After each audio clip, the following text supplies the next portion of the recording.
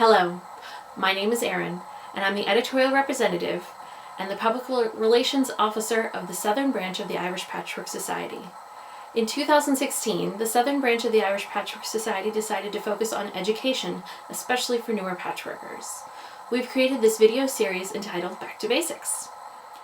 In this video, I'm going to show you a piece of yardage and talk about some of the terms you may hear kind of talked about in quilt shops or on the internet.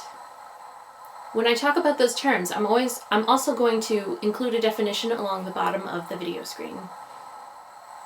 Now let's just talk about the basic structure of cotton fabric that we use. So I believe most of us have probably used one of those little like hand looms that you can make pot holders or something on, that used like loops of thread or yarn or something. If you remember that the basic structure of a woven fabric is that there's something that's called a warp, which are stretched threads, in this case, for our quilting fabric, stretched threads that are running vertical. And then you take a shuttle loaded with more thread, and you weave it over, under, over, under, over, under, over, under, through those vertical warp threads. The stuff that goes horizontal, that's called the weft. With the structure of woven fabric, the first one is over, under, over, under, over, under. The second thread would be under, over, under, over, under, over. And you just repeat those two patterns to create our woven fabric. So here you can see a piece of yardage that I have in my stash. If we open it up, just for ease of showing it in the frame, I'm just going to keep it folded in half. So you'll see that the wrong sides are together there. Down here, we have what's called the selvage. You can usually identify it. Some selvages have this fuzzy appearance here. Or there are some other examples of fabrics which have a more smoother selvage, like this one here. It's important to cut off the selvage because it's more tightly woven, and thus when you wash and use your quilt, this will behave differently from the more less tightly woven fabric here. So a term that you may hear is the length of fabric, which basically would be this length here, and it usually runs parallel to the selvage. So the length of your fabric, so it would be a yard, a half yard, a meter, just whatever length of fabric that you need. Another term you may commonly hear is width of fabric, and that is when you measure from selvage to selvage. So that's the width of the fabric. And typically it's 42 to 44 inches wide. The selvage is also good for learning about some of the information of the fabric.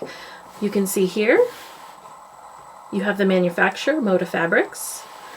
You have the content, which is 100% cotton.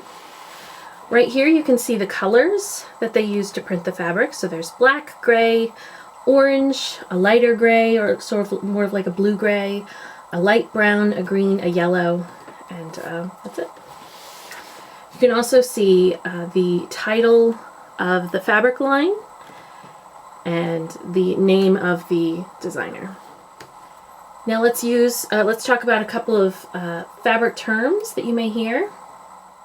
First, you have crosswise grain, and if you're familiar with weaving, you'll know that there's a warp and a weft. And this crosswise grain is the weft. So it's the crosswise grain runs perpendicular to the selvage. So this is the crosswise grain here. Crosswise grain does have more stretch. You'll see there's some stretch there than the lengthwise grain.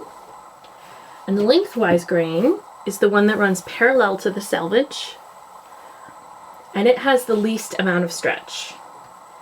And if you think about that, when a loom is set up for weaving, the warp, which is the lengthwise grain, are those lines of threads of cotton that are stretched on the loom. So you can see that there would be the least amount of stretch, because when fabric is made, those warp threads are already stretched. So to demonstrate bias, I'm going to take this square that's been cut on grain and cut it in half.